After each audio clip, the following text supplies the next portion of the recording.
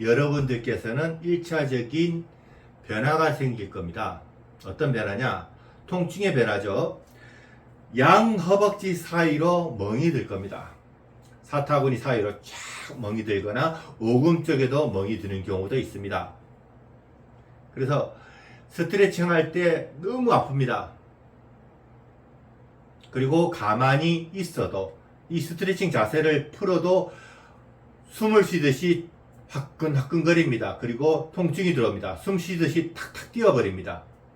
경직되어 있는 근육이 이제 움직여지니까 탁탁 숨 쉬듯이 근육이 탁탁 뛰어버립니다.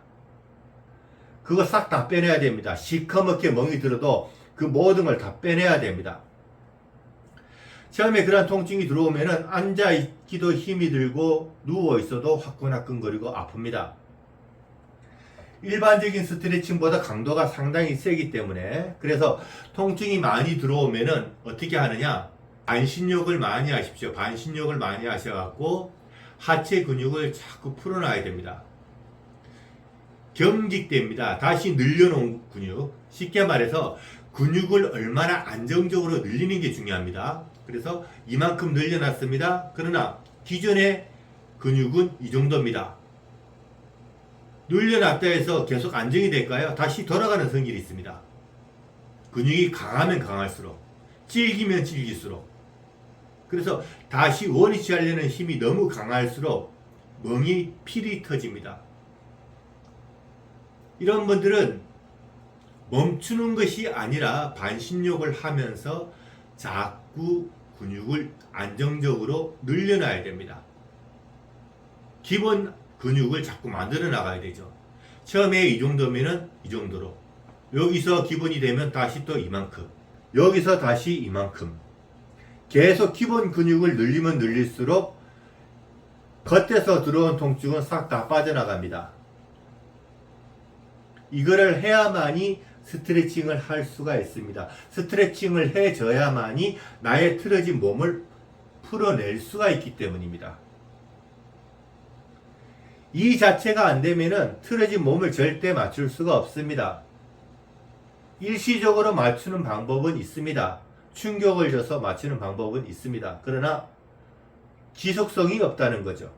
왜? 드롭을 탁 치거나 아니면은 어떤 충격을 줘서 탁 풀어놔지겠죠? 계속 반복적으로 풀어놔야 됩니다. 그러나 그 부분만 풀어진다는 겁니다. 몸 전체의 근육은 다 못 풀어냅니다. 이 자체는 몸 전체의 디테일을 다 풀어내는 것이기 때문에 그만큼 몇 배가 아니고 몇십 배, 어찌 보면 몇백 배 더 힘이 든 겁니다. 통증도 마찬가지고요. 그만큼 들어올 수밖에 없습니다. 이것을 함으로 인해서, 이것을 해서 몸의 변화가 생김으로 인해서 어떠한 혜택을 받느냐? 여러분들께서 생각 외로 큰 변화를 느낄 수가 있을 것입니다. 그렇게 아프던 허리가 어느새 못 느낄 정도로, 그런 통증 자체가 있었느냐 생각이 들 정도로 통증이 다 빠져나가 버립니다. 머리가 깨질 듯이 아팠는데 이제 목의 통증을 별로 못 느낍니다. 두통도 별로 없습니다. 어지럼증을 별로 많이 못 느낍니다. 눈의 충혈이 엄청 심했는데 충혈이 잘 안 됩니다. 소화가 잘 안 돼서 항상 잘 취했는데 이제 그런 것도 별로 없습니다. 딸꾹질이 심했는데 이제 그런 것도 잘 없어요. 몸살이 걸리면 목 편도가 심했는데 이제 그런 것도 별로 없어요. 머리에서부터 발끝까지 싹 변합니다. 얼마만큼? 내 몸이 숙여지는 만큼, 내 몸이 앞으로 나가는 만큼 변화되는 것은 상당히 많습니다. 이야기를 하면은 아주 길죠. 스트레칭 하기 전에 내 몸 증상은 머리의 왼쪽 두통, 오른쪽 두통, 그리고 뒷골 땡김, 정중앙의 통증, 우리하죠. 그리고 머리가 시려워요. 쎄한 느낌 받습니다. 안구 통증, 안구 건조증, 틀립니다. 눈이 뻑뻑한 것도 있고 눈이 퉁퉁 붓는 경우도 있습니다. 비염, 이명, 목 편도성, 그 다음에 딸꾹질, 잘 취하죠. 소화불량이 있죠. 만성 피로 있죠. 속에서 신내가 많이 납니다. 속에서 이 썩은 내가 많이 납니다. 입 안에서. 엄밀히 말하면 입 안에서 아니고 속에서 나는 거죠. 허리 항상 별로 안 좋죠. 손 떨립니다. 수전증처럼. 특히 왼손잡이니까 오른손은 안 뜹니다. 그리고 왼손 쪽에 물집이 많이 생깁니다. 그리고 눈 떨림이 있어요. 항상 비염이 안 되니까 끙끙 소리를 냅니다. 어깨 통증 많죠.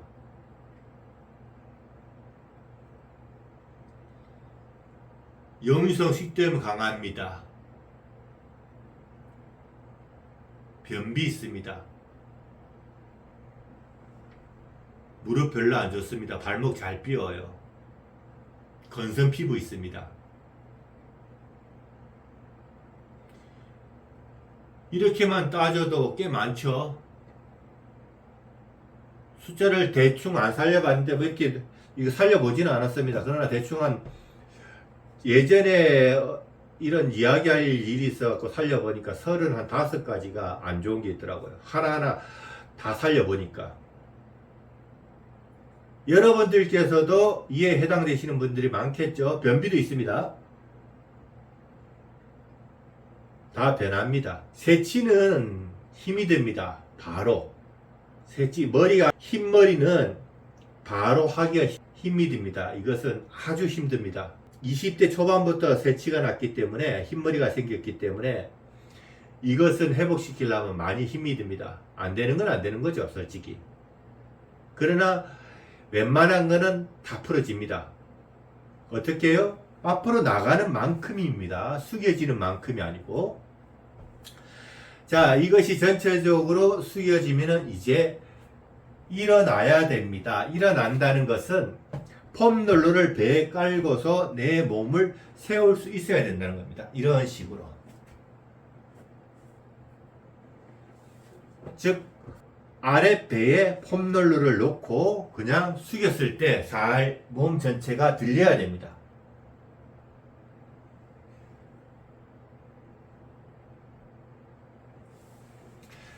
들린다는 것은 내 몸의 전체적인 하체압이 빠져야만이 들려집니다.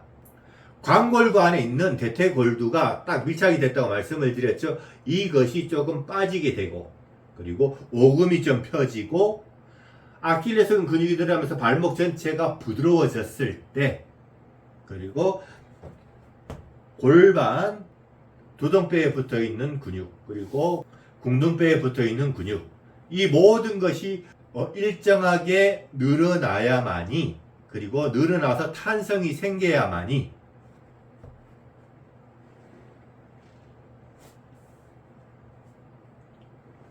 이 자세가 나온다는 겁니다. 근육이 무조건 늘어나면 큰일 납니다. 탄성이 생겨야 되죠. 탄성. 즉 늘려놔서 돌아오는 성질. 탄력이 셉니다. 근육이 늘려놨다 해서 그냥 그대로 굳어버리면 어떻게 됐습니까? 늘어난 상태로 굳어버리면 우리 몸 힘 못 씁니다. 그러나 돌아오는 성질, 내가 마음 먹으면 다시 늘릴 수 있다는 거, 이만큼 늘려서 이만큼 줄어들었더라도 다시 이만큼 늘릴 수 있는 거, 탄성, 그게 강하면 강할수록 우리 몸에는 큰 도움이 됩니다. 즉 내가 수그리든 펴든 내 마음대로 할 수 있다는 겁니다. 몸이 전체적으로 많이 부드러워졌다는 거죠. 이 상태가 되면은 이제 우리 몸이 앞으로 나갈 준비가 된 겁니다. 준비가 됐다는 것은 어떻게 되겠습니까? 이제 방향성을 만들 수가 있다는 거죠.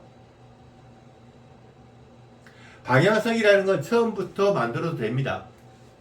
몸이 안 숙여질 때부터. 그러나 그때는 어떤 것이 문제냐? 골반이 안 움직이기 때문에 틀어봤자, 방향성을 만들어봤자 상체의 움직임밖에 안 된다는 겁니다. 왜 굳이 이 정도 몸을 세울 수 있을 정도가 돼야 되느냐? 이 정도가 되면은, 몸을 세울 수 있을 정도가 되면은 이 골반 전체가 좌우로 움직일 수가 있습니다. 상체의 움직임보다는 하체의 움직임이 생긴다는 겁니다. 틀어진다는 겁니다. 즉 방향성을 맞춰서 튼다는 것은 이 골반의 움직임입니다. 전에 말씀을 드렸죠. 지난 영상에 보면은 어느 쪽으로 틀어지느냐, 맨손잡이 같은 경우는 왼손을 많이 쓰면서 왼쪽 골반이 밀려나가 버립니다. 골반은 딱 고정이 되어 있죠. 그래서 한쪽이 밀려나가면 한쪽은 밀려 들어오겠죠. 이 상태에서 심장의 영향으로서 왼쪽 후상 장골국이 올라간다 있습니다. 요 부위가. 그러면은 이 골반이 한쪽으로 밀렸죠. 이런 식으로 뒤틀려 버립니다. 골반 자체가 뒤틀리는 것이 아니라 엄밀히 말하면 다리 자체가 이 형태로 올라갔다가 내려간다는 겁니다. 뒤틀려 버리는 거죠. 그러면은 요 자체가 변형이 되는 겁니다. 하체 근육의 힘에 의해서. 변형이 되어버렸죠. 그러면 요것을 다시 변형된 것을 맞추고 돌려놔야 되죠. 자, 밀려나갔죠? 틀어졌죠? 그럼 틀어진 것을 다시 맞춰야 되죠? 밀려나간 것을 집어넣어야 됩니다. 그럼 어떻게 집어넣겠습니까? 다리 근육을 풀었습니다. 근데 골반이 안 움직여지면은 왜 안 움직여질까요? 관골구, 양쪽의 관골구 안에 대퇴골두가 딱 밀착이 되어버리면 이게 움직임이 없어요. 골반 자체가 안 움직입니다. 양쪽 다리에 잡아주는 골반 깊숙하게 들어가 있는 관골구 안에 대퇴골두가 딱 밀착이 되는데 어떻게 골반이 움직여집니까? 다리를 째내고 무릎을 펴내고 발끝을 몸쪽으로 잡아 당겨지면서 자꾸 숙여서 탄성을 주면서 움직여야만이 관골구 안에 있는 이 대퇴골두가 서서히 움직여집니다. 그리고 살살 최대 가동력까지 빠져지는 겁니다. 즉 골반에서 잡아주는, 골반에서 내려오는 근육이 대퇴골 전체를 잡고 있지 않습니까? 그래서 대퇴골두를 빼낸다는 것은 결론은 골반에서 대퇴골을 잡아주는 이 모든 근육이 늘어나야만이 이게 빠져지는 겁니다. 엄밀히 말하면 이걸 억지로 빼내서 빼지는 게 아니에요. 골반 근육과 대퇴골 근육 연결되는 이 두 근육을 늘려놔야만이, 다 늘려놔 버리면 어떻게 되겠습니까? 이게 살 빠져지겠죠. 안 늘려놓으면 딱 밀착이 된 겁니다. 양쪽에서 밀착이 됐어요. 그러면 내 골반을 움직여 보십시오. 안 움직여지지. 딱 중간에 끼 가지고 골반이 안 움직여져요. 빠져져야만이 골반 자체가 움직여집니다. 그것을 테스트 해보는 것이 딱 올려서 올라갈 정도가 되면은 요 부위 양쪽이 부드러워서 어느 정도 벌어졌다는 겁니다. 늘어났다는 거겠죠. 이때가 되면은 방향성을 이때부터 잡아주는 것이 좋습니다. 엄밀히 말하면은, 정확하게 배우시려면은. 그렇지만은 그게 안 될 때는 숙여지는 이 시점부터 몸을 틀어도 상관은 없습니다. 그러나 다시 또 골반 틀어서 숙여야 됩니다. 이중일이 되는 거죠. 처음에는 제가 이런 것을 몰랐기 때문에 하나에서부터 열까지 전부 다 해왔습니다. 그래서 스트레칭 이 정도 가는데 13년이 걸릴 수밖에 없는 겁니다. 근데 여러분들은 그렇게 오랫동안 할 필요가 없는 거죠. 요점을 잘 배우시면은 2, 3년 만에 저만큼 할 수가 있습니다. 웬만한 여성분들은 그 전에 할 수도 있고요. 남성분들은 조금 더 시간이 걸리겠죠. 그래서 영상을 보고 따라 하시는 분들은 미리 방향성을 잡지 마시고 자꾸 숙이는 데 집착을 하십시오. 숙여주고 앞으로 나가는 데 집착을 하십시오. 이게 움직여지면은 이제 골반과 대퇴골 연결된 이 근육들이 조금씩 늘어나 있다는 겁니다. 그때부터 방향성을 잡아도 상관이 없습니다. 그런데 허리가 너무 아파서 디스크 터지지 않았는데 디스크 증상은 있고 허리가 너무 아프다. 아니면 어깨가 너무 아파서 팔이 잘 안 올라간다. 목이 너무 아파서 목이 잘 안 돌아간다. 자라목이다, 거북목이다. 이렇게 너무 통증이 심하신 분들은 뭐 방향성을 빨리 잡으셔도 됩니다. 어쩔 수 없죠. 통증부터 먼저 빼내야 되니까. 그래서 그렇게 심하신 분들은 안 숙여지더라도 방향성을 잡는 것을 하셔도 됩니다. 그 방향성을 어떻게 잡느냐? 자, 몸이 뒤틀렸다. 돌려놔야 되겠죠? 그러면 내가 다리가 이쪽으로 벌어졌다 하면은 이 방향으로 틀어버리면 어떻게 되겠습니까? 벌어진 것이 들어오겠죠? 기본 원리입니다. 기본 원리. 이거 잘 들으셔야 돼요. 일로 갔으니까 이 방향으로 계속 하면 되겠지 않느냐? 아니요. 잘못되면 큰일 납니다. 고생 많이 합니다. 자, 그렇게 헛수고를 하지 마시고 가장 간단한 걸 설명을 드릴게요. 방향성을 잡으실 때 내가 벌려는 이 다리 사이의 중심을 잡으시고, 그리고 왼쪽이냐 오른쪽이냐 어떻게 하느냐? 간단합니다. 왼손을 집으시고 통증이 더 심하면 왼손을 집으십시오. 오른손을 집었을 때 통증이 더 심하면 오른손을 집으십시오. 이게 방향성이겠죠. 오른손이 불편하다 그럼 오른손을 짚고 자꾸 숙여주는 겁니다. 이렇게 하면은 허리가 심하게 아프던 것도 조금씩 빠져집니다. 여기서 조금 더 강화시키려면은 오른손을 집었다는 것은 내가 오른쪽으로 잘 안 돌아간다는 겁니다. 왼손을 집었다는 것은 몸 전체가 왼쪽으로 잘 안 돌아간다는 겁니다. 이해되시겠습니까? 오른손을 집은 분들은 이 상태에서 오른손 집은 이 위치와 다리와 사이의 중간을 눈으로 잡으시고 그 중간을 기점으로 양손을 나란히 옮기시거나 아니면은 왼손을 뒤로 더 빼시면 됩니다. 그러면은 오른쪽을 틀어짐을 오른쪽 요 뒤에서 잡아주는 근육이 좀 더 늘어나겠죠. 반대로 왼손을 집으신 분들은 똑같이 다리와 중간을 잡으셔가지고 양손을 나란히 놓고 오른손을 좀 더 집어넣어 버리면은 왼쪽 허리 쪽에 압박을 더 많이 받습니다.